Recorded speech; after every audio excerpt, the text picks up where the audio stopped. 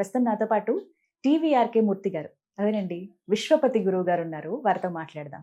అయితే ఇవాళ మనం మాట్లాడుకోబోయే అంశం అఖిలాండ కోటి బ్రహ్మాండ నాయకుడు, దేవదేవుడు, కలియుగ ప్రత్యక్ష దైవం అనేటువంటి శ్రీ వెంకటేశ్వర స్వామి వారి సుప్రభాతం గురించి. అందరి ఇళ్లలో మనం తెల్లారి వింటాం కదా, కానీ అసలు ఆ సుప్రభాతం ఎప్పుడు ప్రారంభమైంది, ఎవరు స్వామి ముందు అది పఠించారు, అసలు ఎవరు రాశారు, ఈ విశేషాలు ఇవాళ కార్యక్రమంలో తెలుసుకుందాం. గురువు గారితో మాట్లాడదాం. గురుగారు నమస్కారం అండి. నమస్కారం తల్లి. ఓం నమో వెంకటేశాయ. ఓం నమో వెంకటేశాయ. వాళ్ళు మరొకసారి ఆ భాగ్యాన్ని కల్పించారు శ్రీవారు. స్వామివారి భాగ్యాన్ని కల్పించారు. ఆయన గురించి 4 మాటలు మాట్లాడాలన్నా ఆయన ఇవ్వాల్సిందే మనకి. ఆ పరమేశ్వరు ఆదేశం అంతా ఆయన ఇవ్వాల్సిందే మనకి. అది ఆ అదృష్టం కూడా. అసలు 4 మాటలు చెప్పుకోవాలంటే ఆయన లీలల గురించి ఏం చెప్పుకోవాలన్నా ఎంతో అదృష్టం ఉండాలి. అది ఆయన బట్టి మనకి తప్పకుండా భాగ్యంగా భావిస్తూ. గురుగారు సుప్రభాతం ఇప్పుడంటే కాస్త తగ్గిందని చెప్తానండి, కానీ కొన్నేళ్ల క్రితం అవును ఉదయం లేవడం స్టార్టింగ్ అసలు సుప్రభాతంతోనే. అవును, మనం ఏ ప్రాంతంలో ఉన్నా, మనం కానీ తిరుమలలో ఉన్నామా అనే భావన కలుగుతుంది ఒక్కసారి కళ్ళు తెరిచి కొంచెం మగత నిద్రలో వింటే గనక. అలాంటి సుప్రభాతాన్ని, ఇంకా స్వామిని ఆ రూపాన్ని అలా కళ్ళకు కట్టినట్టుగా మనకు చూపించేటువంటి సుప్రభాతం. అసలు ఎప్పుడు ప్రారంభమైంది, ఎవరు రచించారు, అలాగే ఎప్పుడు స్వామి ముందు అది వినిపించారు మొట్టమొదటిసారి? అసలు మనకి అసలు వెంకటేశ్వర స్వామి అంటేనే మీరు అన్నట్టుగానే పాత రోజుల్లో అంటే మన చిన్నప్పుడు ఎప్పుడు ఈ సుప్రభాతం వినపడేది. ఆలయాల్లోనే కాదు, ఇళ్లలో కూడా పొద్దున్నే రేడియో పెట్టేసుకునే వాళ్ళందరూ. మన ఫాదర్స్ టైంలో పొద్దున్నే భక్తి రంజన్ వచ్చేది. దాంట్లో వాళ్ళు శనివారం అయితే ఐ థింక్ రోజు కూడా ఉండేదేమో నాకు గుర్తులేదు. పొద్దున్న 6 కల్లా సుప్రభాతం వచ్చేది అనమాట. సుప్రజాతం అది. సో మనందరికీ కూడా మొత్తం సుప్రభాతం రాపోయినా ఆ మొదటి చరణాలు మాత్రం, అది కూడా వాళ్ళు ఉచ్చరించిన ఆ శ్లోకం అది మనకి అలాగా, కౌసల్య సుప్రజా రామ పూర్వా సంధ్యా ప్రవర్తతే ఉత్తిష్ట నరసార్దూలం కర్తవ్యం దైవమానికం ఉత్తిష్టోత్తిష్ట గోవింద ఉత్తిష్ట గరుడధ్వజ ఉత్తిష్ట కమలాకాంత త్రైలోక్యం మంగళం కురు. అలా అప్రోచెస్ మనం వెళ్తుంటే అది ఆ రోజుల్లో అలా వినపడుతూ ఉండేది. మనందరిలో అలా ప్రతిధ్వనిస్తూ ఉంటుంది. తిరుమల కొండల్లో ఇప్పటికీ కూడా స్వామివారిని, ఆ పరబ్రహ్మూర్తిని ఉదయాన్నే మేల్కొలిపే అద్భుతమైన ఈ సుప్రభాత సేవతోనే స్వామివారిని మేల్కొంటారు. ఉదయం పొద్దునే మేల్కొని మన ఆయన తనలోని చూపులు ఈ ప్రపంచం మొత్తానికి ఓ రక్షా కవచాలలాగా భాషిస్తాయి మనకి అనమాట. సో అసలు ఇంతటి సుప్రభాతం ఎప్పటి నుంచి వచ్చింది? నిత్యం స్వామివారికి ఇన్ని సంవత్సరాలుగా చదవబడుతుందంటే ఆ మహానుభావుడు ఎంత పుణ్యాత్మనై ఉంటాడు. అవన్నీ తెలుసుకుందాం 4 మాటలు. సో మనకి ఈ సుప్రభాతం రాసిన మహానుభావుడు తల్లి ఆయన హస్తగిరినాథన్ అన్నన్ అనే మహాభక్తుడికి స్వామివారి సుప్రభాతాన్ని అనుగ్రహించారు. ఈ అన్నన్ అనమాట. అతను ఆ మహానుభావుడు ఆచార్యులు వారు 1361 సంవత్సరంలో అనంతాచార్యులు ఆండాళ్ అనే దివ్య దంపతులకి జన్మిస్తారు. జన్మించిన తర్వాత ఆ పిల్లవాడికి 1361లో అనంతాచార్యులు ఆండాళ్ దంపతులకి ఆ పిల్లవాడికి హస్తగిరినాథన్ అన్నన్ అని చెప్పి నామకరణం చేస్తారు. ఆ పిల్లవాడు ఇంకా సాక్షాత్తు స్వామి అనుగ్రహంతో పుట్టినవాడు కాబట్టి ఎంతో దినదిన ప్రబుద్ధం అవుతూ అన్ని శాస్త్రాల్లోనూ ఎంతో పట్టు సంపాదించి ఎంతో ప్రావీణ్యం తెచ్చుకుంటాడు అనమాట. తెచ్చుకుని ఎక్కడికి ఎటువంటి పండితులను వచ్చినా కూడా పండితులు తన శాస్త్రంతో, తన వాగ్దాటితో వాళ్ళందరినీ కూడా ఓడిస్తాడు. ఎన్ని పరీక్షల్లో ఎక్కడ పెట్టినా కూడా. చివరికి ఆ తర్వాత ఒకసారి ఒక పండితుడు వస్తాడు అనమాట. ఆ పండితుడిని చాలా అందరూ అనుకుంటారు చాలా కష్టం ఇతన్ని గెలవటం అనమాట. ఈ యాగం శాస్త్రాలు, ఈ అన్ని శాస్త్రాల గురించి వాదన చేస్తున్నప్పుడు వీటిల్లో ఈ విషయాలు, శాస్త్ర విషయాల్లో, చర్చల్లో అవన్నీ వినడం. అటువంటి ఆయన్ని కూడా ఢీకొని ఈ హస్తగిరినాథన్ అన్నను చాలా భయంకరంగా వాదించి ఆయన మీద కూడా గెలుస్తారు. అప్పుడు ఆయనకి ఈ అన్నన్ కాస్త ముందర ప్రతివాద భయంకర్ అంటే అంత భయంకరంగా వాదించి గెలిచాడని చెప్పి ఆయనకి అభివృద్ధిస్తారు ప్రతివాద భయంకర్ అని. అప్పటి నుంచి అన్నన్ కాస్త ప్రతివాద భయంకర్ అన్నన్ అయ్యారు.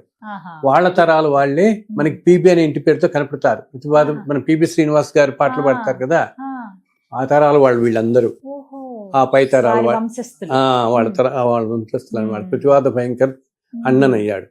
సో ఈయన తర్వాత కాలంలో ఈ లోపల శ్రీరంగంలో ఆ రోజుల్లో మహా ఆచార్యులు వారు శ్రీ వరవరముని అని ఉండేవారు.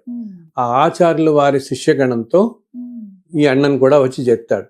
చేరి ఇంకా ఎన్నో అక్కడ శాస్త్రాలన్నీ అభ్యమించి ఒకరోజు ఆచార్యుల వారు అనుకుంటారు మనందరం కలిసి తిరుమల వెళదాం అంటారు ఈ శిష్యులందరినీ తీసుకుని. సో శిష్యులందరినీ తీసుకుని తిరుమల వెళ్ళి ఆ స్వామిని, ఆ రోజుల్లో తిరుమల వెళ్ళటం అంటే అంతా అడవుల గుండా వెళ్ళటం గోవింద నామస్మరణతో చాలా కష్టతరంగా ఉండేది. ఎంతో దట్టమైన అడవులు, అసలు విపరీతమైన చలిగా ఉండేది ఆ రోజుల్లో. చలి సామాన్యంగా కదనమాట, చాలా చలిగా ఉండేది. అసలు మనకి ఒక 20-30 సంవత్సరాల దాకా కూడా కొండ మీద చాలా చల్లగా ఉండేది చాలా. ఇప్పుడు ఏంటంటే చాలా కట్టడాలన్నీ వచ్చేసి కాటేజెస్ గెస్ట్ హౌస్ తగ్గిపోయింది, కానీ చాలా చలిగా ఉండేది. ఎండాకాలంలో చల్లగానే అనిపిస్తూ. అవును, చాలా ప్లెజెంట్ గా ఉంటుంది వాతావరణం అసలు కొండల మీద. సో ఈయన ఈ వరవర్మని గారు ఈ శిష్యులందరితో బయలుదేరి మనవాడు కూడా ఈ భయంకర్ అన్నన్ ఈయన కూడా వెళ్తాడనమాట. వీళ్ళందరూ కలిపి వెళ్ళి తిరుమలలో స్వామివారిని దర్శించుకుంటారు. ఇంకా దర్శించుకుంటే అసలు ఆ స్వామిని చూస్తే ఎంత చిరునవ్వుతో ఎంతో మంగళ రూపంలో కనిపిస్తాడు అందరికి. అప్పుడు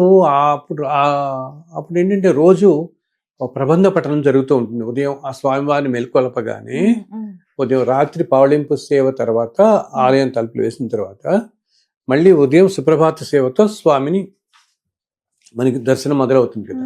సో ఆ తలుపులు తీసి సో అప్పుడు ఒక ప్రబంధ పట్టణం సాగుతూ ఉంటుంది వెళ్ళిన రోజుల్లో. అప్పటికి వీళ్ళు వెళ్ళినప్పుడు ఆ రోజు దర్శనం రోజు అప్పుడు ఎందుకో వరవర్మని ఆచార్యుల వారికి అనిపిస్తుంది, అయ్యో స్వామికి ఏదైనా మేల్కొల్పు, ఇంత పురుషోత్తముడు ఈ సృష్టి మొత్తానికి కారకపోతుడైన ఈయన్ని మేల్కొల్పే ఏదైనా ఒక సుప్రభాతం ఆ స్వామిని మేల్కొల్చుని అంటే యోగ నిద్ర నుంచి ఆయన నిద్రపడటం అసలు స్వామి నిద్రపడటం అనేది మన ఇది కానీ మన భావం ఇది. సో ఆ యోగ నిద్ర నుంచి మళ్ళీ మేల్కొంటారంటారు. సో అప్పుడు ఏదన్నా ఉంటే బాగుంటుంది అని ఆయన తలుచుకుని శిష్యుల వంక చూస్తారు ఒక్కసారి.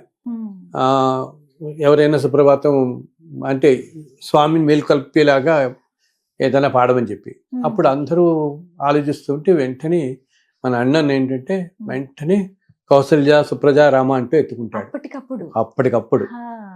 సో అప్పటికప్పుడే ఆ సుప్రభాతం మంగళాశాసనం ప్రపత్తి 3 ఆయన నోట్ల నుంచి ఆశువుగా అలా వచ్చేసిస్తాయి అనమాట.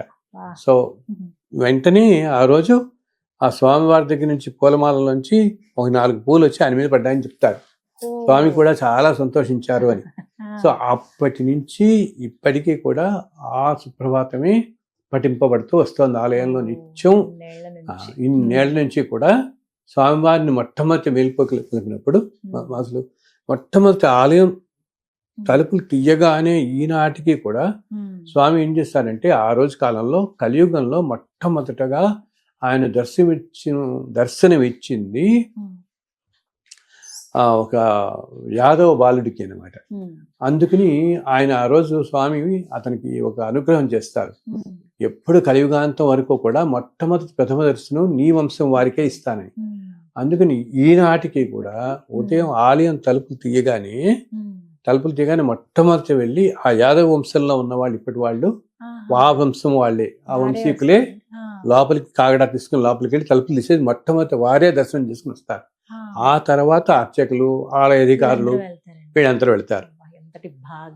అండ్ ఇంకా విచిత్రం ఏంటంటే తలుపు మనం మూసివేస్తాం కదా రాత్రప్పుడు, ఆ వేసినప్పుడు కూడా వీళ్ళ దగ్గర ఒక విచిత్రమైన కుంచెకోల అని ఉంటుంది.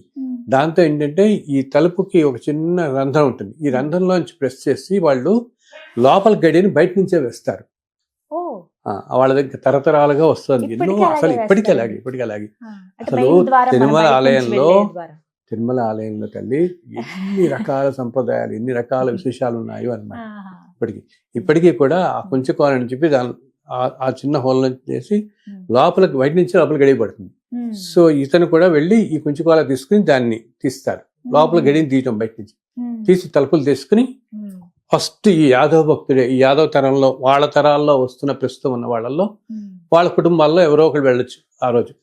సో ఎంత అదృష్టం ఆ కుటుంబాలకి కదా. ఇప్పటికి కూడా మొట్టమొదటి ప్రథమ దర్శనం నీకే అనుగ్రహిస్తాను అన్నాడు ఆ వంశం వాళ్ళకే అన్నమాట. సో వారు వెళ్ళి వచ్చిన తర్వాత అప్పుడు అర్చకులు వెళ్తారు. ఆ తర్వాత మన ఆలయ అధికారులు అంటారు, వాళ్ళు హారతి ఇస్తారు, సర్కారు హారతి అంటారు. ఇట్లా వీళ్ళందరూ వెళ్ళటం అవుతుంది. అండ్ మొట్టమొదట స్వామి తలుపులు తీయగానే ఫస్ట్ సారి ఆయన ఇచ్చే దర్శనాన్ని వాళ్ళు అక్కడ విశ్వరూప దర్శనం అని అంటారు. ఆలయ సంప్రదాయాల్లో విశ్వరూప దర్శనం అంటే ఆలయం తలుపులు తీయగానే మొట్టమొదటి స్వామి కనపడటం అనమాట. మళ్ళీ రాత్రి నిధి నుంచి మేల్కొన్న తర్వాత ఆయనకి రాత్రి పావళింపు సేవప్పుడు ఆయనకంతా కూడా ఒక బయట పట్టు మంచం అన్ని వేస్తారు ఆయనకి. దాని మీద శ్రీనివాసమూర్తిని అక్కడ పెడతారు రాత్రి. ఆ పావళింపు సేవ అయినవన్నీ అవన్నీ కూడా మళ్ళీ బయట తీసుకొస్తారు. తీసుకొచ్చి ఎప్పుడైతే ఇతను ఆలయం లోపలికి తలుపులు తీయటం మొదలు పెడతాడో ఆ స్వామికి ఎదురుకుండా నుంచుని ఈ అర్చక స్వాములు కౌసల్య సుప్రజారామ అంటూ మొదలు పెడతారు. ఈ లోపల ఇవన్నీ జరుగుతుంటే వైభవంగా సుప్రభాతం చదవబడుతుంటుంది.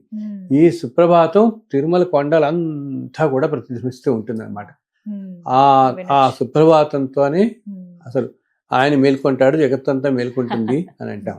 అండ్ దాంట్లో అసలు ఎంతో వైబ్రేషన్ ఎంతో ఉంటుంది అనమాట. దాంట్లో ఏ సమయానికి ఉదయం 3 గంటలకి బ్రహ్మ ముహూర్తం ఉంటారు. తెల్లవారుజామున 3 గంటలకి రోజు సుప్రభాతం అవుతుందమ్మా. ఆ సమయంలో అనమాట. ఇది మన వాళ్ళకి చాలా అసలు ఒక 50 సంవత్సరాల క్రితం మీరు అన్నట్టు ఎంతో మంది ఇళ్లలో అప్పటి తరం వాళ్ళు అసలు ఉదయం సుప్రభాతం చదివితే గానీ ఒక కాఫీ కూడా తాగేవారు కాదు. అంతే వినటం చదవటం. అసలు కొంతమంది ఇళ్లలో గట్టిగా మాట్లాడుతూ చదివేసేవాడు. ఇళ్ళతో వినపడుతూ ఉంటుంది వాళ్ళు చదువుతుంటే. వాళ్ళు పనులు చేసుకుంటూ చదివేసుకుంటూ ఉండేవాళ్ళు. అంత మనకందరికి అసలు స్వామివారు అనగానే సుప్రభాతం అటు స్వామివారి నామం ఈ రెండు వెంటనే గుర్తొచ్చేస్తాయి మనకి ముందు. అంత ప్రశస్తి అనమాట. సో అక్కడతో ఆ సుప్రభాతం రాసిన ఆ ప్రతివాద భయంకరాన్ని చర్చార్థుడయ్యాడు. అండ్ మనం అందరం కూడా ఎంతో ఆ స్వామివారి అనుగ్రహానికి పాత్రలయ్యాం ఈ విధంగా అన్నమాట. చాలా మందికి తెలియదు అసలు ఎప్పుడంటే చదువుతున్నారని చదివేసుకుంటాం కానీ చాలా అమూల్యమైన విషయం ఇది స్వామివారి గురించి. ఇంకొక విశేషం ఏంటంటే ఇక్కడ ఒక్క ధనుర్మాసంలో మాత్రం ధనుర్మాసంలో మాత్రం ఏం చేస్తారంటే సుప్రభాతం బదులుగా అక్కడ ఆలయంలో తిరుప్పావే చదువుతారు. ఈ నెల రోజులు తిరుప్పావే పఠనం జరుగుతుంది. 30 పాసురాలు ఈ నెల రోజులు. ఇప్పుడు ప్రస్తుతం ధనుర్మాసంలో ఉన్నాం కదా, ఈ ధనుర్మాసంలో మాత్రం మిగతా అన్ని రోజుల్లోనూ రోజు స్వామివారికి సుప్రభాతమే అన్నమాట. అది అర్చకులు కూడా ఎంత అదృష్టవంతులు. ప్రతిరోజు స్వామి ఎదురుకుండా నుంచిన సుప్రభాతం స్వామి చదువుతున్నారంటే ఆయన మేల్కొల్పటం అంటే వారి ఎంతటి అదృష్టవంతులు చేసుకున్నారు. ఒక క్షణం ఆయన్ని చూస్తే చాలని అంతటి భాగ్యం దక్కేది అర్చక స్వాములకి. నిజంగా వారిని తాకే అదృష్టం కూడా దక్కుతుంది. అవును. అది అవేంటంటే ఇందాక తాకే అంటున్నారు. యాక్చువల్ గా లోపల సేవలు మనం మొదటి గడపని కులశేఖర పడి అంటారు వాళ్ళు. ఎవ్వరికైనా కూడా అంటే చాలా మంది తెలియని విషయం. అందరూ అనుకుంటారు ఈ ప్రెసిడెంట్లు కానీ ప్రైమ్ మినిస్టర్లు కానీ వాళ్ళంతా లోపలికి వెళ్ళిపోయి దర్శనం చేసుకుంటాను. అసలు ఆ గడప దాటి లోపలికి ఎవ్వరు వెళ్ళకండి. ఆ గడప దాటి లోపలికి వెళ్ళడానికి ఒక్క 4 కుటుంబాల వాళ్ళకే తరతరాలుగా వస్తున్న ఆ కుటుంబాలకి మాత్రమే అధికారం ఉంది. ఇంకెవ్వరూ ఆ గడప దాటి లోపలికి వెళ్ళట్లేదు. మనం బయట చూస్తున్న సేవల్లో పాల్గొనే ఎంతో మంది అర్చకులు అంటే ఏంటి, మనం ఒక్కోసారి కళ్యాణంలో ఊంజల్ సేవల్లో పాల్గొనే వాళ్ళని చాలా మంది చూస్తాం కదా.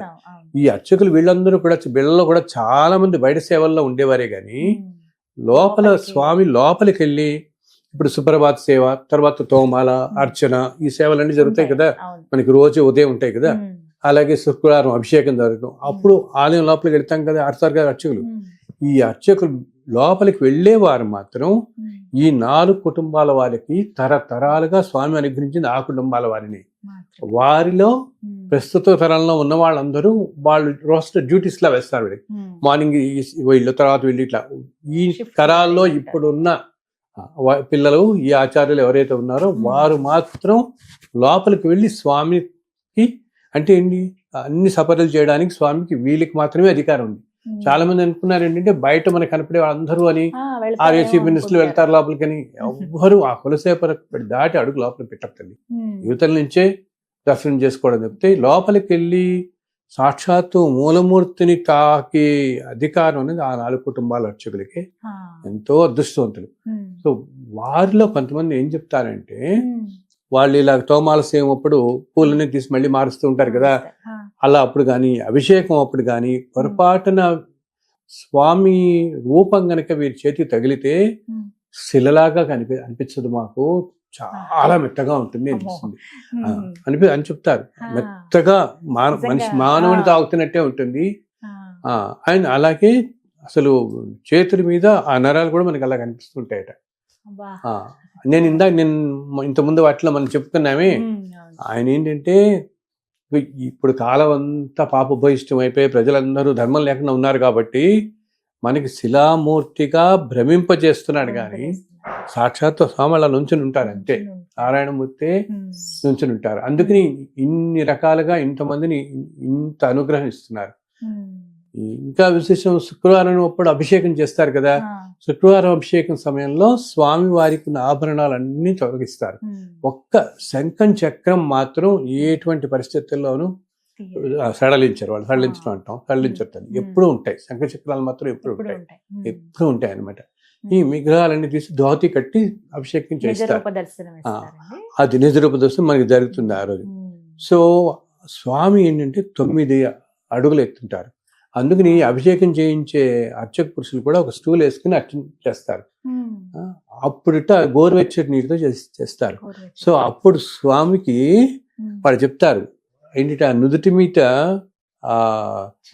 చెమట పడుతుందిట. నుదుటి మీద చెమట పడుతుంది చాలా. అవును. అండ్ స్వామివారి ఇప్పుడు ఈ అభిషేక తీర్థం అంతా కూడా తల్లి దానికి ఎన్నో సుగంధ ద్రవ్యాలతో వాడతారు. ఆకాశ గంగ నుంచి తీర్థం నీరు తీసుకొస్తారు ప్రతిరోజు కూడా. తీసుకొచ్చి దాంట్లో ఈ సుగంధ ద్రవ్యాలన్నీ కలిపి దాంతో స్వామివారికి అభిషేకం చేస్తారు. ఆ అభిషేక తీర్థం స్వామి చేతుల మీదుగా కారుతూ ఉంటుంది. అవన్నీ పట్టుకుని అవి బాటిల్స్ లో వీళ్ళు మనకి అభిషేక తీర్థంగా ఇస్తారు. అలాగే అభిషేకానికి ముందు రోజు గురువారం రోజు ఏం చేస్తారంటే స్వామివారి నామాన్ని సన్నగా చేస్తారు. సన్నగా చేసి ఆభరణాలన్నీ తగ్గిస్తారు. అందుకని మనం ఎప్పుడైనా మామూలు మనం అందరం వీరంతా భక్తులంతా కూడా మనం గురువారం రోజు కనుక దర్శనానికి వెళితే స్వామి సన్నటి నామంతో చాలా కళ్ళు కూడా మనకు కనిపిస్తూ ఉంటాయి. నేత్ర దర్శనం కూడా జరుగుతుంది. అండ్ నిజ రూపం ఆల్మోస్ట్ చాలా మటుకు మనకి కనిపిస్తుంది. ఇంత తగ్గుతుంది అనమాట. చాలా ఆభరణాలని తగ్గించి ఇంకా స్వామి ఏంటంటే శుక్రవారం అభిషేకానికి సంసిద్ధమై ఉంటాడనమాట ఉదయం. సో బుధం ఏం చేస్తారు, ఇంకా అభిషేకం చేసే ముందు స్వామివారికి చెప్పాను కదా అన్ని అంత ముందు రోజే తీసి సిద్ధమై ఉంటారు ఇంకా స్వామి. అప్పుడు నామాన్ని సడలిస్తారు. అంటే మనం సాంప్రదాయంలో తీయటం అనకూడదు కాబట్టి భగవంతుడిది సడలించటం. ఆ సడలించినప్పుడు ఆ స్వామివారి నామం ఆ పుచ్చకర్పూరం అమ్మ, పచ్చకర్పూరంతో పెడతారు స్వామికి నామం అన్నమాట. అది అభిషేకం ముందు తొలగించేటప్పుడు అదేమవుతుంది, సడలించినప్పుడు అదంతా స్వామివారి పాదాల మీద పడుతుంది. దాన్ని వీళ్ళు చిన్న చిన్న ప్యాకెట్స్ లో తీసి కలెక్ట్ చేసి దాన్ని అక్కడ ఆలయ సంప్రదాయాల్లో శ్రీపాదరేణువు అంటారు. ఆయన పాదాల మీద పడింది ఇదనమాట కర్పూరం. అది మన వాళ్ళకి నీటిలో తీసుకుని ప్రసాదంగా తీర్థంగా తీసుకోవచ్చు. గురుగారు, శ్రీవారి నామ విశిష్టత తెలుసుకోవాలనుకుంటున్నాను. ఎంత అందంగా ఉంటారో స్వామి అసలు ఆ నామంతో చూస్తే. తెలుపు, అలాగే మధ్యలో ఎర్రగా ఇలా తిలకం ఉంటుంది, కస్తూరి కస్తూరితో ఏమంటారు అసలు, ఎలా పెడతారు, వీటి గురించి తెలియచేయండి. ఎందుకు అంత పెద్ద నామం పెట్టి అసలు? అవును, అసలు మనకి స్వామి మన వెంకటేశ్వర స్వామి అని గుర్తు రాగానే మొట్టమొదటి నామే గుర్తొస్తుంది కంటికి. మనకు వచ్చేది శంఖ చక్రాల కంటే ముందు కూడా నామమే. మనందరికీ కూడా అంత ఆకర్షింపబడతాం అనమాట నామంకి. అండ్ స్వామివారి నామం కూడా మామూలుగా వైష్ణవ సాంప్రదాయ స్వామివారి నామాన్ని మొట్టమొదటిసారిగా శ్రీ రామానుజాచార్యుల వారు తీర్చిదిద్దుతారు. ఆయనే మొట్టమొదటి. అప్పటికి ఏంటంటే ముందు వైష్ణవులలో నామం ఉండేది. వైష్ణవుల్లో ఏంటంటే 2 తెగలు ఉంటాయి, తెంగలై వడగలై అని.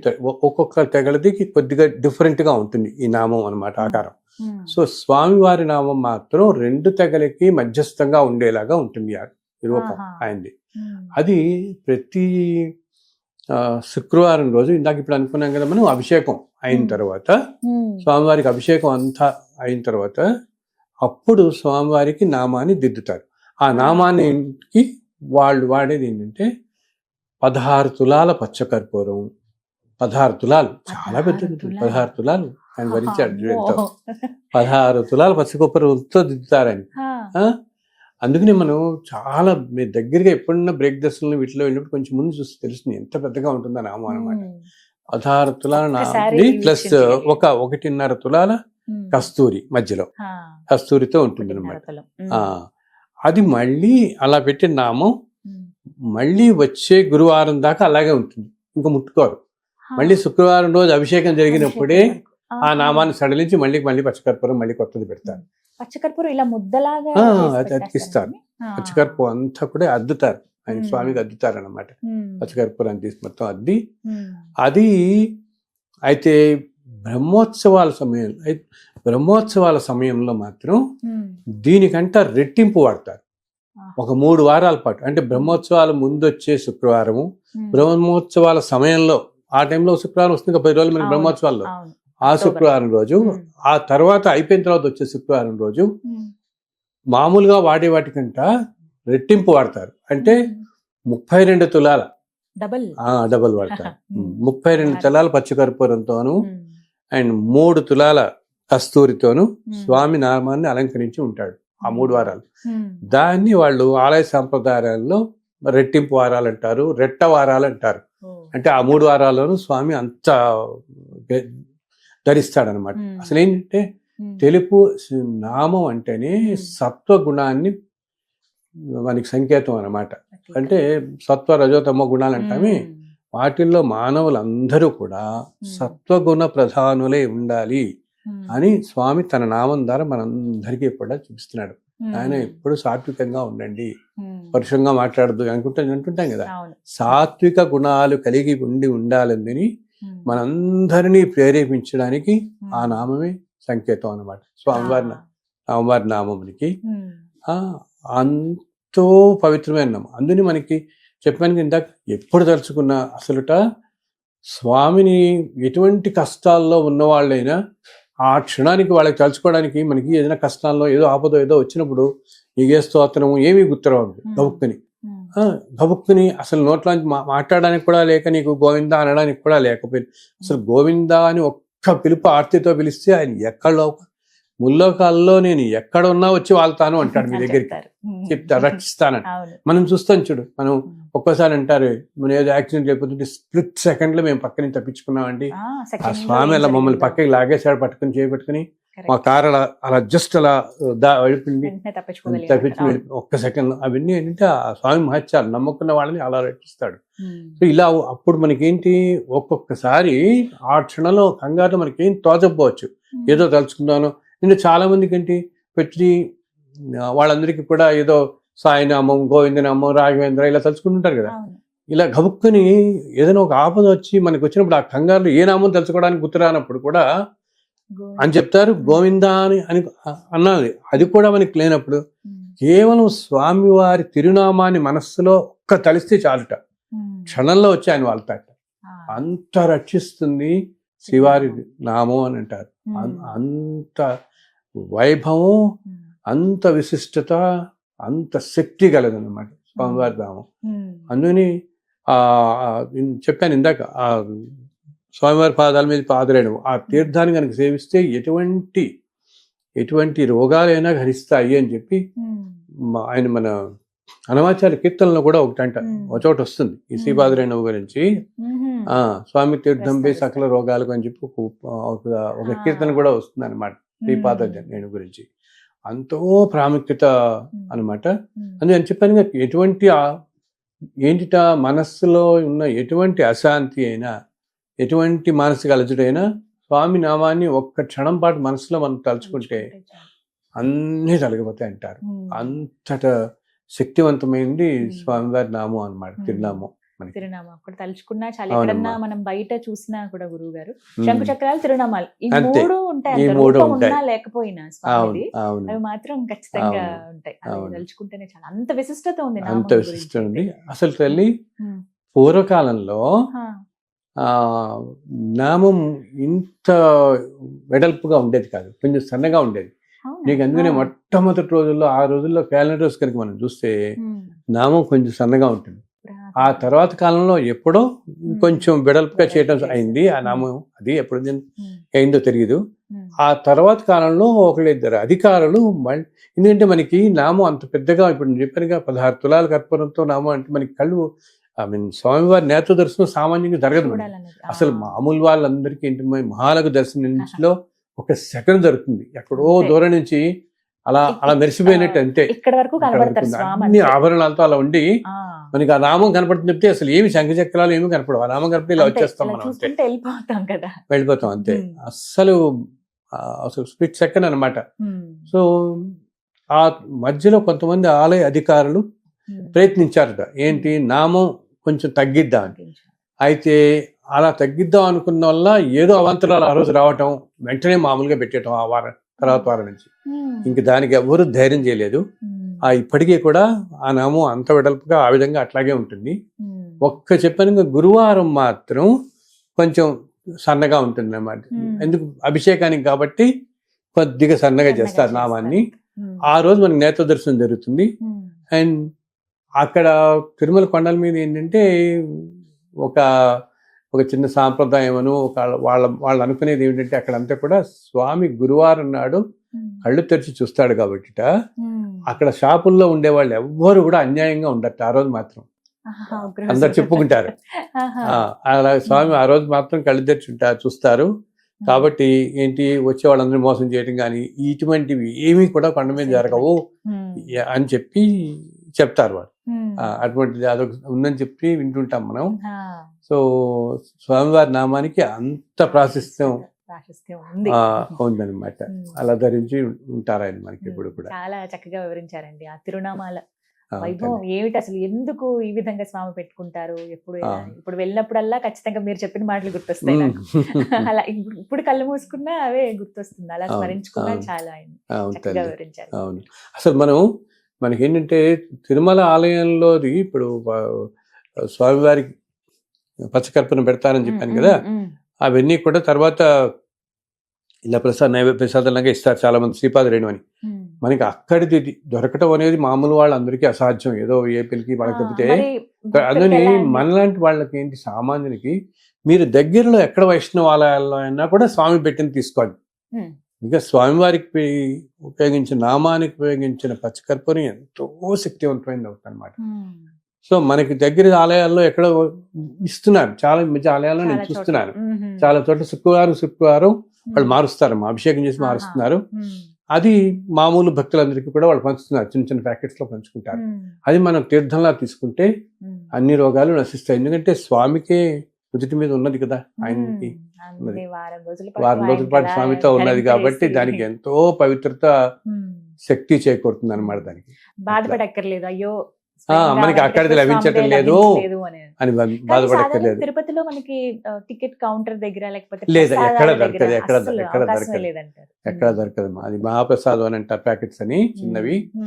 అది మామూలుగా ఏంటంటే ఆ వారం నుంచి వచ్చే వారం దాకా, ఇప్పుడు శుక్రవారమే వస్తాయి కదా మనకి, వాళ్ళకి అభిషేకం చేసినప్పుడు వాళ్ళ అభిషేకాలన్నీ కూడా చిన్న చిన్న బాటిల్స్ లో చేస్తారు. ఆల్మోస్ట్ నేను కూడా 4-5 బాటిల్స్ వస్తాయేమో. అవి ఆ వచ్చే శుక్రవారం వాళ్ళ దగ్గర నుంచి ఆ వచ్చే శుక్రవారం దాకా ఈ లోపల వచ్చే వేపీలకి వాళ్ళకి ఇస్తారు. అలాగే నేను అనుకోవటం ఈ అభిషేకం సేవలో వాటిల్లో పాల్గొన్న వాళ్ళకి కూడా ఆ తీర్థము ప్లస్ మహాప్రసాదం అంటారు. ఆ శ్రీపాద రేణు ప్యాకెట్ చిన్న పట్ల ఉంటుంది. ఇవి దాంతో అక్షింతలు అవి అక్కడ ఆలయ మర్యాదల్లో కానీ లేకపోతే ఈ అభిషేక సేవల్లో కానీ వాటిలో పాల్గొన్న వాళ్ళకి కూడా ఇస్తారనుకుంటా, కరెక్ట్ గా నాకు తెలియదు కానీ కొంతమందికి ఇస్తారు, దాంట్లో ఏదో. బట్ మామూలు వాళ్ళందరికీ మనకి రాదు, దొరకడంత కష్టం మనకి చాలా. ఆయన నామాన్ని ఒక్కసారి తలుచుకుంటే చాలా మనసులు అన్ని అనుగ్రహిస్తాడు ఆయన. అది మాత్రం అంత కరుణామయుడు ఆయనకి. మనకి అంతా తెలుసు కాబట్టి మన గురించి నేను ఏదో చెప్తుంటాను. మనకి మన ఆలోచనలు కానీ, మన మనస్సులో ఏముంది, అసలు నిజంగా మనం ఏమిటి, ఏ పరిస్థితుల్లో ఉన్నా మనం ఏ విధంగా స్పందిస్తాము, ఇవన్నీ కూడా మన ఆలోచనలు ఎట్లా ఉంటాయి అనేది కూడా మన తల్లికో, మన తండ్రికో, మన భర్తకో, మన పిల్లలకో, మన స్నేహితులు ఎవరికి తెలియకపోవచ్చు. మనం చెప్పింది నమ్మకపోవచ్చు, ఎవరికి తెలియకపోవచ్చు. కానీ మన మనసులో ఏముంది, ఏమిటి, మనం అసలు ఏమిటి అనేది ఆయన మాత్రం తెలుస్తుంది, మనకి ఆయనకి మాత్రం తెలుస్తుంది. అందుకని ఆయన తప్పకుండా ఏది ఎప్పుడు ఇవ్వాలో అన్ని అనుగ్రహిస్తుంటాడు, ఆయనకే తెలుసు. అందుకనే అసలు నేను అందరితో ఉంటాను, నాయన నాకు ఇది ఇవ్వు, అది ఇవ్వు అని కూడా అడగక్కర్లే. మనం తిరుమల వెళ్ళినప్పుడు మనం ఇవన్నీ అని కాదు, ఇక్కడి నుంచి అయినా ఎక్కడి నుంచి అయినా కూడా కోరికలు. ఎందుకంటే తల్లి చాలాసార్లు ఏమవుతుందంటే మనం అడిగేది ఒకటి, మనకు కావాల్సింది ఇంకోటి ఉంటుంది. అంటే ఏంటి, ఇప్పుడు సపోజ్ మనం ఉన్నాం, ఏదో ఉద్యోగం అవుతుంది అనుకో మనకి, ఆ ఉద్యోగంలో మనకి ఏదో ప్రమోషన్ కావాలి ఏదో అని అడుగుతాం ఆయన ప్రమోషన్ రావట్లేదు, ఏదో ఇంకా ఈ టైంలో రావట్లేదు. ఆ టైంలో బహుశా మనకి ఏదో పెద్ద అనారోగ్యం ఏదో జరగాల్సింది అనుకో, ఆ అనారోగ్యం ఆయన తీసేస్తాడు. అది తీసినట్టు కూడా మనం గ్రహించాం. ఒక పెద్ద యాక్సిడెంట్ హైవేస్ మీద వెళ్తుంటే ఏదైనా యాక్సిడెంట్ మనం కొంచెం నేరోగా వచ్చి చూస్తే గ్రహిస్తాం, కానీ తెలియకుండా మనం ఏదో ఆలోచనలు పక్కన చెప్పి ఒకసారి గ్రహించాం కూడా. ఎంతో పెద్ద వాటి నుంచి కూడా ఆయన తప్పిస్తాడు. సో ఆయనకి మనకి ఏమి ఇవ్వాలన్నది ఆయనకి తెలుసు. మనం ఏంటంటే మనకి ఇది కావాలని అడుగుతాం, బట్ మనకి యాక్చువల్గా మనకి కావాల్సింది ఒకటి. చాలా మంది ఏంటంటే వాళ్ళకి యాక్చువల్గా what they need is different, what they ask is different, and he knows what we need actually then what we ask అనమాట. మనం అడిగేదానికంటే వీళ్ళకి ఏమి ఇవ్వాలి అని. అలాగే ఎప్పుడైతే మనం పూర్తిగా ఆ స్వామిని నమ్ముకున్నామో, ఇప్పుడు ఇన్ని తరాలు చెప్తానని నేను అన్నమాట. ఇంత మనకి అసలు ఒక్క స్వామివారు తిరుమల ఒకే ఒక వెంకటేశ్వర స్వామి ఆలయం అలా ఉంది కదా ఇన్ని సంవత్సరాల నుంచి. ఆ స్వామి చుట్టూత ఇప్పుడు ఆ స్వామి పేరుతో ఎందరో ఇళ్లలో ఎంతో మంది పేరు పెట్టుకున్న వాళ్ళు, ఎన్నో బిజినెస్లకు ఉంటాయి, ఎన్నో హోటల్స్కి ఉంటాయి, ఎన్నో ఊళ్ళలో శ్రీనివాస నగర్, శ్రీనివాసపురం కాలనీస్ వింటుంటాం. ఎన్ని ప్రపంచం మొత్తం స్వామి వైభవం ఎంతగా ఒక్క స్వామి మీద ఉందంటే ఎంతటి ఏమంటాం, ఎంతటి అపూర్వం ఆ మూర్తి మనకి అసలు అందరికీ. అండ్ ఆయన్నే అన్ని మనం ఇటువంటి ధర్మ మార్గంలో ఉంటూ ఆయన నేను చెప్తున్నాను ఇంతకుముందు చెప్తున్నట్టు వాటిలో కూడా నువ్వు ఉన్నావు, నువ్వు చూసుకుంటావు అనే ధర్మంగా ఉంటే చాలు, అన్నీ ఆయన చూసుకుంటుంటాడు. అండ్ మనుషులందరికీ ఏంటంటే జనరలీ మనుషులందరికీ బాధలు రెండు విధాలుగా కలుగుతాయట. ఒకటి ఏంటి, వాళ్ళకి మనకి కావాల్సింది దొరకపోవటం, మనకి లభించకపోవటం, మన దగ్గర ఉన్నది వదులుకోవాల్సి రావటం. ఈ రెండే అత్యంతంగా బాధించేది. మనకి ఏదో కావాలనేది డబ్బు అవనండి, ఉద్యోగం అవనండి, ఇంకోటి అది లభించకపోతే మనకి బాధ. ఉన్నది వదులుకోవాల్సింది అవటం. వదులుకోవటం అనేది ఏంటి, మామూలుగా ధనం డబ్బులు ఇవే కాదు. ఒకప్పుడు దురదృష్టి కొద్దీ వాళ్ళ తల్లిదండ్రులు, భార్యో, పిల్లలు ఎవరో కాలం చేయడం జరుగుతుంది. ఇవన్నీ కూడా బాధాకరమే కదా. మన దగ్గర ఉన్నవి వదులుకోవటం అంటే ఇవన్నమాట. ఇలా ఏదన్నా వదులుకోవాలి. ఈ రెండే మనుషులు ఎక్కువగా బాధిస్తాయి. సో మన పెద్దలు చెప్తారు, స్వామివారిని పూర్తిగా నమ్ముకుని మన ధర్మం ప్రకారం మనం జీవిస్తూ ఉన్న వాళ్ళకి ఈ రెండు కూడా బాధించవు అంటారు. ఈ రెండు కూడా వాళ్ళ ఆలోచనలు రావు. ఈ రెండిటికి కూడా అతీతంగా వెళ్ళిపోతాం మనం. ఇది రాలేదు అది రాలేదు అనుకోం, ఇది వెళ్ళిపోతుంది మన దగ్గర నుంచి, అయ్యో ఇది పోగొట్టుకుంటున్నామే అని అనుకోం. అన్నిటికీ తట్టుకుని అన్నిటినీ ఒకే విధంగా తీసుకునే అస్తిత్వ పరిగతి అంటారే, అది ఆ స్వామివారు చక్కగా అనుగ్రహిస్తారు, మనకి అనుగ్రహిస్తారు. నమ్మకం పెట్టుకోవటమే. ఆయన ఎలా చెప్పేది అంతే, నా మీద భారం వదిలేండి, మీరు ధర్మంగా ఉండండి, సర్వం నేను చూసుకుంటాను. మనం ఎన్నో కుటుంబాల్లో చూస్తుంటాం, ఎంతో జీవితాలను నిలబెట్టారు, కుటుంబాలని చాలా చాలా తల్లి ఎన్నో ఏంటంటే, లేకపోతే రోజు 1,00,000 మంది నీకు దర్శనానికి వస్తుంటే ఆ 1,00,000 మందిలో కనీసం 20-30 వేల మందికి కూడా స్వామితో ఎన్నో అనుభూతులు ఉన్నవాళ్ళే వాళ్ళందరూ, అంతే కదా. ఇప్పుడు ఏదో ఓకే, మనం ఈ రోజుల్లో మోడర్నైజేషన్ వచ్చి ఎఫర్డబిలిటీ ఏదో పిక్నిక్ లాగా వెళ్తున్నారు కొంతమంది అనుకుందాం, ఏదో విహారానికి వెళ్ళే వాళ్ళు ఉంటారు, అది సామాన్యం అయిపోయింది కదా. అందుకని ఈ రోజుల్లో ఏ క్షేత్రాలు చూసినా జనమే. అసలు ఎక్కడ మీకు టికెట్లు దొరకవు, ఎక్కడ చూసినా లక్షల్లో జనం. ఎందుకంటే నువ్వునట్టు ఇలా ఒకే రోజు 10 క్షేత్రాలు చూసేసాం. ఆ ఊరు గురించి వచ్చిన తర్వాత చెప్పుకుంటారు, మేము 3 రోజుల్లో అంటే 24 క్షేత్రాలు చూసి వచ్చామని అంటారు. అదేదో రికార్డులా. అలా కాకుండా అసలు నిజంగా ఏదైనా క్షేత్రానికి వెళితే ఆ క్షేత్రంలో ఉండే శక్తిని గ్రహించడానికి ఒక్కరోజు ప్రశాంతంగా ఉండి అక్కడ నిద్ర చేస్తే గానీ గ్రహించాం. ఇదేదో రికార్డు కోసం కాదు కదా క్షేత్రాలన్నీ మనం తిరిగేది. ఆ క్షేత్రంలో ఉండే దేవత అనుభూతి చెందగలగాలి.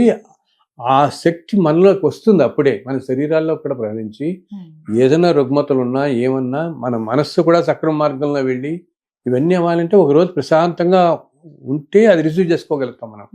బికాజ్ మన కంటికి కనపడవు. కానీ అటువంటి క్షేత్రాల్లో ఒక శ్రీరంగం కానీ, మన యాదగిరిగుట్ట కానీ, సింహాచలం, ఇప్పుడు తిరుమల, మంగళగిరి, ఇలా ఈ అన్ని చోట్ల మన ఈ రాజరాజేశ్వరి, వేములవాడ, ఇవన్నీ క్షేత్రాల్లో తల్లి ఎంతో దివ్యమైన తరంగాలు ఉంటాయి, శక్తి తరంగాలు.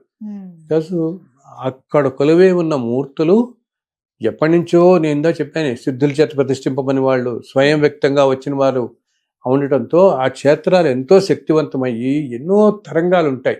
మనకు అందునే ఎంత క్రౌడ్ ఉన్నా ప్రశాంతంగా ఉంటుంది, ఎంత క్రౌడ్ ఉన్నా మనకి వెళదాం అనిపిస్తుంటుంది.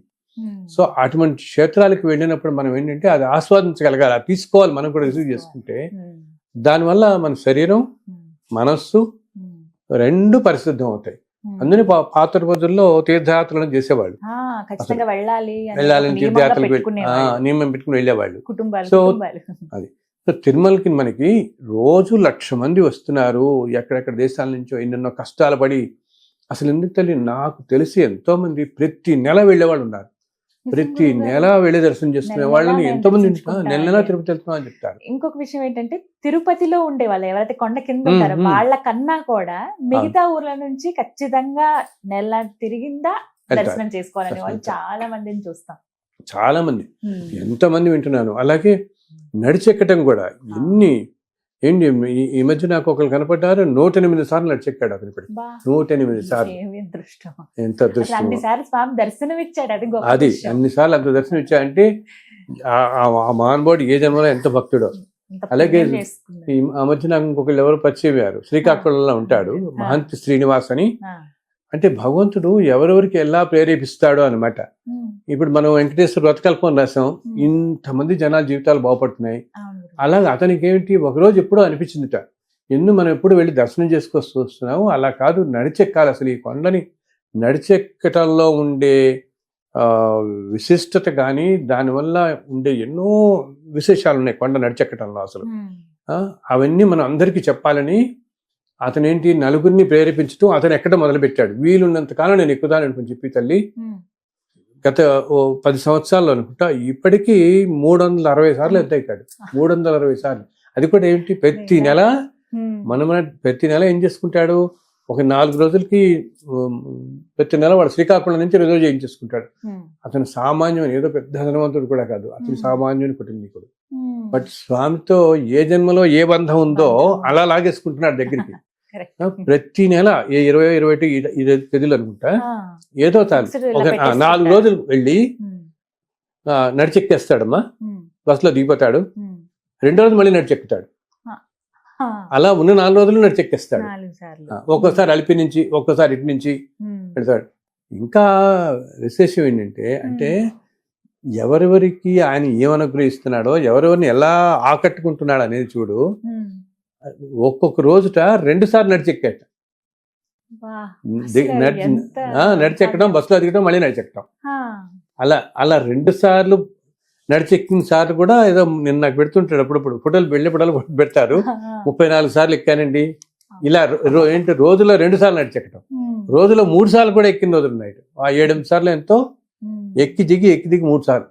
అంటే నేను ఆయనతో ఒక మాట అన్నాను అనమాట, ఈ పాత కాలంలో అంటే మొట్టమొదటి కాలంలో తల్లి తిరుమల మీద ఆలయం తప్పితే అసలు ఊరు అనేది లేదు. కొండ మీద ఊరు లేదు, ఒక్క ఆలయం ఉండేది అంతే. అర్చకులు కింద నుంచి వెళ్ళి రోజు నిత్యం పొద్దున 10 గంటలకు, అది కూడా తెల్లవారుజామున వెళ్ళేవాళ్ళు కాదు, అప్పుడు అంతా అరణ్యం నుంచి వెళ్ళాలి కాబట్టి. అండ్ ఆ రోజుల్లో అసలు తిరుపతి పట్టణమే లేదు ముందు. మొట్టమొదటి చాలా పురాతనమైనది తిరుచానూరు. తిరుచానూరు చాలా పురాతనమైనది. శ్రీనివాస మంగాపురం ఇవి చాలా పురాతనమైనవి. తిరుపతి పట్టణం తర్వాత వచ్చి కాలంలో వచ్చింది. మొట్టమొదటి నుంచి తిరుచానూరే ఉండేది. తిరుచానూరులో స్వామివారి ఆలయం కూడా ఉంది. మన వాళ్ళకి చాలా మంది తెలీదు, ఇప్పుడు నేను చెప్తాను. తిరుచానూరు పద్మావతి అమ్మవారి గుడికి పక్కనే 2-3 సందులు అవతలే శ్రీనివాస ఆలయం అని చెప్పి ఉంటుందండి. ఎప్పటి నుంచో ఉన్న ఆలయం అది. ఒకప్పుడు చాలా మంది అక్కడికి వచ్చి దర్శనం చేసుకునే వాళ్ళందరూ, కొండకెళ్ళే వీలు లేక. సో అంత పురాతనమైన రోజుల్లో ఏంటి, అర్చకులు పొద్దున్నే 10 గంటలకల్లా పైకి వెళ్ళిపోయి ఆ సుప్రభాతం ఈ అర్చనలు అవి చేసి మళ్ళీ మధ్యాహ్నం 2-3 కల్లా కింద దింపాడు. ఎందుకంటే 4 అయిందంటే అసలు పైన ఉండడానికి లేదు, అన్ని అడవి మృగాలని తిరుగుతుండేవి అనమాట. ఆ తర్వాత ఈ మండపాలు రావటం, ఈ కళ్ళ మండపం ఇవి అన్న తర్వాత మొట్టమొదటి రోజుల్లో ఇట్లా ఉండేది. సో రోజు కింద నుంచి వెళ్ళి, అండ్ ఆ రోజుల్లో మనుషులకు శక్తి కూడా అలా ఉండేది, ఇప్పటిలా కాదు కదా. ఆ రోజుల్లో మనుషులు ధార్మికంగా మనుషులు ఎంతో ధార్మికంగా ప్రకృతి తగ్గట్టుగా అందరూ బతికేవాళ్ళు. ఈ రోజుల్లో మన ప్రకృతిని ఎంత దూరం అయిపోయాం అన్నిట్లో. ప్రకృతి దగ్గరగా ఉండటంతో వాళ్ళలో ఆ నేచర్లో శక్తి అంతా వాళ్ళలో ఉండి, ప్రతిరోజు నువ్వు నడిచెక్కి ధూపదీప నైవేద్యాలు పెట్టి మళ్ళీ సాయంత్రానికి వచ్చి మళ్ళీ పొద్దున ఎక్కుతున్నావు అంటే ఎంత ఇది. సో నేను ఇంతో అన్నాను, బహుశా మీరు ఏదో జన్మలో ఒక అర్చకుడు ఏంటారు అక్కడ, ఇలా రోజు ఎక్కువ వెళ్ళి అది ఆ సోల్ని పట్టుకుని ఉంటుంది కదా, ఆత్మను పట్టుకుని ఇప్పుడు కూడా వదిలిపెట్టకుండా ఇప్పుడు కూడా ప్రతి నెల వెళ్ళాలని ప్రతి నెల 4 సార్లు నడిచెక్కుతారు. ఎక్కడివి కాకుండా ఎంతో మంది ప్రేరేపించి ఈ మధ్య 700 మందితో నడిచెక్కారు తల్లి. 700 మందితో ఒక పెద్ద వాట్సాప్ గ్రూప్ చేసి అందరినీ ఎంతో మోటివేట్ చేసి, అండ్ వాళ్ళందరికీ మనం వెంకటేశ్వర పుస్తకం ఇస్తాడు, దారిలో కొంచెం చదువుకుంటారు. వాళ్ళు కొండ ఎక్కుతూ మధ్య మధ్యలో దారిలో కొంచెం చదువుతారు, కొత్త పుస్తకం చదువుకుంటారు. 700 మందిని తీసుకెళ్లాడు అందరూ కలిపి. ఎంత మందికి అసలు నువ్వు చెప్తే ఆశ్చర్యపోతావు. హైదరాబాద్ నుంచి నడిచిన వాళ్ళని నేను చూసాను, ఇక్కడి నుంచి తిరుమల దాకా నడిచెళ్తారు. అలా ఒక రోజు, వారం రోజులు, 15 రోజుల పాటు ఆగుతూ వెళ్ళిన వాళ్ళని. అంటే ఎన్ని రకాలుగా మనం ఏదో కొన్ని విని మనం అనుకుంటూ ఉంటాం. ఏంటి ఈరోజు హుండీలో ఎవరో 1 కోటి రూపాయలు సమర్పించారు, లేకపోతే చెన్నై చెందిన భక్తుడు ఏదో ఆభరణాలు ఇచ్చాడు, న్యూస్ లో వస్తుంటాయి కదా, వింటూ ఉంటాం అప్పుడప్పుడు. అసలు వీటన్నిటికంటే ఎంతో పరమ భక్తులు ఏంటి, చిన్న నేను ఒకసారి ఒక విలేజ్ లో చూశాను. చిన్న మనము బొళ్ళలో బడ్డీ కొట్లు అంటాం చూడు, ఏదో పాపం అవి ఇవి అమ్ముకుంటారు. వాళ్ళకి రోజుకి అమ్మ ఇస్తే 100-200 రూపాయల కంటే రాదు. దాంట్లో నుంచి ప్రతిరోజు అతను ఒక ₹1-2 తీసుకు ఒక డబ్బాలో వేసి అదంతా ఆ కుటుంబం మొత్తం తిరుమల యాత్ర చేయడానికి కావలసిన సొమ్ము వాళ్ళకి సమకూరడానికి 12 సంవత్సరాలు పట్టింది పాపం. అప్పటిదాకా కూడా, ఎందుకంటే రోజుకి చిన్న షాపు, చిన్న విలేజ్, ఆ కొట్లో ఏమిటంటే రోజుకి ₹50-60 అలా పెట్టుకుని. ఎందుకంటే అతను నాకు ఒకసారి కొంతకాలం క్రితం నా వెంకటేశ్వర వ్రతకల్పం అతనికి వెళ్ళింది ఎందుకో, ఆ ఊర్లో ఎలా వెళ్ళిందో అతను వెళ్ళింది అనమాట. అతను చదివి అప్పుడు చెప్పాడు, స్వామి అనుగ్రహం ఎలా ఉందంటే నాకని, నేను అలా 12 సంవత్సరాలు ప్రతి రూపాయి రోజు వేసుకునేవాడిని అండి. ఏదో రోజు ఇది సరిపడా వస్తే స్వామిని దర్శించుకోవాలని. సో ఇదంతా మా కుటుంబం అంతా అయిన తర్వాత వెళ్ళి ఆ ధనంతో 12 ఏళ్ళు పట్టింది నాకు వెళ్ళడానికి, సరిపడా డబ్బు రావడానికి. వెళ్ళొచ్చామన్నాను. వచ్చి ఎంత బాగా అనుగ్రహించాడంటే ఆ కుటుంబాన్ని. ఆ తర్వాత అతని పిల్లల్ని కావాలని వచ్చి పెళ్లి చేసుకుని చక్కగా ఉన్నారు వాళ్ళు ఇప్పుడు. అంటే భక్తి ఎంత ఇదిగా ఉండాలి. ఆయన చూసేదంతా ఏంటంటే ఎంత ప్యూర్గా ఉన్నాడు, ఎంత పవిత్రంగా ఉన్నాడు, అంతే ప్యూరిటీ. అసలు స్వచ్ఛత, ప్యూరిటీ అంతే. ఎప్పుడంటాను ప్యూర్ మైండ్స్ ఉన్న చోట భగవంతుడు అలా వచ్చి కూర్చుంటాడు అంతే. ఆయన మన పక్కనే కూర్చుంటాడు. మనం ఎప్పుడూ అవతల వాళ్ళు మంచినే సంకల్పిస్తూ, అవతల మంచి సహాయం చేస్తూ, మంచి మనసుతో ఉంటామో వాళ్ళని ఎప్పుడూ అలా వాళ్ళ చెంతే ఉంటాడు నిత్యం. అలా చేపట్టుకుని చెయ్యి పట్టుకుని కాపాడుతుంటాడు అలా గట్టిగా. అది నేను ఎన్నో అనుభవాలు చూస్తానన్నమాట. చెప్తుంటారు. అండ్ ఇప్పుడు ఇందాక నడిచెక్కడం గురించి చెప్పానే, ఇలా నాకు ఒకసారి టుమ్కూర్ అని అక్కడి నుంచి ఒకళ్ళు ఫోన్ చేశారు, భానుప్రసాద్ అని. ఓ రోజు పొద్దున్న నాకు ఫోన్ చేసి, గురుగారు మీ పుస్తకం నాకు దొరికింది, నేను మొట్టమొదటిలోనే అమృత సోపానం అని ఒక పుస్తకం రాశాను, చిన్నది, ఒక 40 పేజెస్ ఉంటుంది. అదేంటంటే తిరుమల కాలినడక దివ్య చరిత్ర అని ఉంటుంది. అసలు ఏమి నడిచెక్కటం అంటే ఏమిటి, ఆ నడిచెక్కటంలో ఎంత విశిష్టత ఉంటుంది ఏమిటి అని. అది ఆయనకి ఎలా వచ్చిందో చదివాట. అది అప్పటిదాకా ఎప్పుడు నడిచెక్కలే. అది చదివిన తర్వాత ఆయనలో ఎంత వచ్చిందంటే ఒక్కసారిగా అమ్మో నడిచెక్కటం అంటే ఇంత విశిష్టమా స్వామి, అలా అయితే నేను ఈ నెల నుంచి 108 నెలల పాటు ప్రతి నెల నడిచెక్కుతాను ఒకసారి వచ్చి అనుకున్నట్ట. నాకు ఆ తర్వాత ఫోన్ చేసి చెప్పారు, ఇలా అనుకున్నానండి, ఇంకా ప్రతి నెల ఏంటి శనివారం వెళ్ళిపోయి అదే బెంగళూరు వచ్చేసి ట్రైన్ ఎక్కేసి దిగిపోతాడు. పొద్దున కల్లా ఉదయం 5:30 కల్లా తిరుపతిలో దిగిపోవటం, కొండ నడిచెక్కేసేయటం, సర్వదర్శనంలో వెళ్ళిపోవటం, ఇక సాయంత్రానికి దిగటం, మళ్ళీ రాత్రి 10:30కు ఉంటుంది ఆ ట్రైన్, 10:30కో 11కో. మళ్ళీ పొద్దున కల్లా బెంగళూరు వచ్చి అక్కడి నుంచి 2.5 hours తుమ్కూరు మళ్ళీ ఆ కాలేజీకి వెళ్తారు. కాలేజీలో ప్రొఫెసర్ ఆయన భానుప్రసాద్ అని ఆ ప్రొఫెసర్. చాలా కాలం నన్ను కలవలే, ఎప్పుడు ఫోన్ చేసేవాడు, గురువు గారు మీ స్ఫూర్తి నేను వెళ్తున్నాను, నాతో పాటు ఇప్పుడు 5-6 వస్తున్నారు, ప్రతి వారం మేము అందరం, అది ప్రతి నెల శని ఆదివారాల్లో వెళ్తున్నాం, ఇప్పటికి ఇన్ని వారాలు అయింది, ఇన్ని నెలలు అయింది అని. అంతేకాకుండా అతను ఏం చేశారు, ఎంత స్ఫూర్తి పొందాయంటే కాలినడకలో ఆ పుస్తకాన్ని కన్నడలో ట్రాన్స్లేట్ చేయించాడు తను. ఆ అమృత సోపానం అనేది కన్నడలో కూడా చేసి అతను వాళ్ళు తెలిసిన వాళ్ళ చేత నలుగురికి ఇచ్చి మీరు నడిచెక్కండి, తిరుమల కొండ నడిచెక్కడం అంటే ఎంతో విశిష్టత. ఏంటంటే మనం మామూలుగా మన శరీరంలో 7 చక్రాలు ఉన్నాయని చెప్తాం కదా, ఒక్కొక్క చక్రం దాచుకుంటూ సాధన చేసేవాళ్ళ చక్రం మీద అని చెప్పేసి. సో ఈ తిరుమల 7 కొండలు ఎక్కటం కూడా, ఎక్కుతున్నామంటే ఈ 7 చక్రాలు దాటుకుంటూ ఈ జీవి వెళుతున్నాడు అని దానికి సంకేతం అన్నమాట. ఒక్కొక్క చక్రాన్ని మనం అంటే ఒక్కొక్క చక్రం మీద సాధన చేసుకుంటూ దాటి ఒక్కొక్క కొండ ఎక్కుతుంటే మనలో ఉన్న కొన్ని బలహీనతలు అన్ని తొలగిపోతూ శక్తి వస్తూ ఉంటుంది అనమాట. ఇవన్నీ పోయి చివరికి సహస్రార అంటాం మనం. ఆ సహస్రార దగ్గర ఆ స్వామివారు ఉంటాడు అక్కడ. సో 7 కొండలు ఎక్కిన తర్వాత అక్కడ ఆయన మనకి దర్శనం జరిగి ఆ పరిపూర్ణత్వం లభిస్తుంది అని చెప్పి అంటారు. దాన్ని ఈ కుండలిని శక్తి అంటామే మనం. తిరుమల కొండల్లో ఆ కుండలిని శక్తి నిక్షిప్తమై ఉంటుంది. ఈ కొండలు ఎక్కటానికి 7 కొండలు ఎక్కటానికి కూడా అదొక సంకేతంగా చెప్తారు కుండలిని శక్తిని కూడా. ఎంతో మంది నాకు తెలిస్తే పెద్ద ఏంటి ఆఫీసర్స్ అనగానండి, పెద్ద అధికారులు అనండి, వాళ్ళు మామూలుగా ఓకే అప్పుడప్పుడు ఇవి బ్రేక్లు హడావిడి మంది మార్పులంతా పెడతారా, ఒక్కొక్కసారి ఎవ్వరికి చెప్పకుండా అతి సామాన్యుల్లాగా కలిసిపోయి మామూలు వాళ్ళతో కొండెక్కేస్తారు. మామూలుగా వెళ్ళిపోయి సర్వదర్శనం గడిపుతారు. వాళ్ళు కూడా వెళ్ళిపోయి వాళ్ళు అంటుంటారు, స్వామి నాకు కొంతమంది చెప్తుంటారు అనమాట, వాళ్ళు మాకు ఆ విఐపి బ్రేక్లు హడావిడి ఆ క్యూ అలా వెళ్ళిపోయి వచ్చే కంటే దీంట్లో ఉన్న ఆనందం ఎప్పుడు మాకు కలగలేదు. ఎంత బాగుంటుందో ఈ ఆనందం, బాగుంటుంది. ప్రత్యేకమైన అనుభవం అది. అలా వెళ్ళిన వాళ్ళు చాలా మంది తెలుసు నాకు. పెద్ద ఐపీఎస్ ఆఫీసర్స్ వాళ్ళు 2-3 ఐఏఎస్ ఆఫీసర్స్ వాళ్ళు కావాలనుకుంటే మామూలుగా వెళ్తారు, సంవత్సరం మామూలుగా ఇలా వెళ్ళిపోతారు. ఈ బ్రేక్లు వెళ్ళినా కూడా అంటారు, సంవత్సరానికి ఒక్కసారన్నా ఈ విధంగా నేను వెళతాను, ఎవ్వరికి చెప్పకుండా మా సెక్యూరిటీలు ఇవి అన్ని వదిలిపెట్టేసి మామూలు జనంలో కలిసిపోయి రాత్రిపడే 9 గంటలకు వెళ్ళిపోతాం మేము, ఎంత ఆనందంగా ఉంటుందో మాకు అని చెప్తుంటారు అనమాట. సో ఎన్ని అనుభూతులు రోజు ఆయన ఇవ్వకపోతే ఇంతమంది వస్తారు. సో ఈ 1,00,000 మందిలో కనీసం 20-30 వేల మంది అన్నా ఇలా ఎన్నో అనుభూతులతో వచ్చేవాళ్ళు, ఏదో కష్టాలు ఆయన తీర్చిన వాళ్లే కదా. ఒక 50,000 మంది మామూలుగా చూడనే వచ్చేసారు దర్శనానికి అనుకున్నా, కనీసం ఒక 20,000 మంది అన్నా ప్రతి వాళ్ళకి ఏదో అనుభూతి కలగటం, లేకపోతే ఎవరో పక్కింట్లో వాళ్ళు మాకేదో దాంట్లో 2 టికెట్ మిగిలిపోయినాయి మిమ్మల్ని రమ్మంటాం, గబుక్కుని వెళ్ళిపో ఆయన పిలిపించుకోవటం అన్నమాట. అలాగే ఆపనలోంచి బయటపడటం. ఎవరెవరికి ఎటువంటివి అంటే మనకి అవకాశం వచ్చింది కూడా మనం చెప్పుకోగలుగుతున్నాం. ఇంతమందికి ఇన్ని సంవత్సరాలుగా ఎన్ని అనుభూతులు లేకపోతే అంతమంది అలా వస్తారు.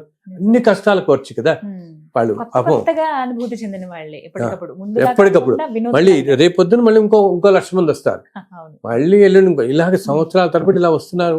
వాళ్ళందరికీ ఎంత అనుగ్రహిస్తున్నాడు అంటే ఆ స్వామి అంతటి శక్తి సంపన్నుడు, అంతటి కరుణామయుడు అని చెప్పటం అనమాట. అందుకనే మనందరికీ వెంకటేశ్వర స్వామి అంటేనే తిరుమల తిరుపతి ఆ మాటలు వినగానే మనకి సంతోషం వచ్చేస్తుంది. వినగానే ఎక్కడలేని ఆనందం వస్తుంది మనకి. ధన్యవాదాలు గురుగారు. నమస్కారం.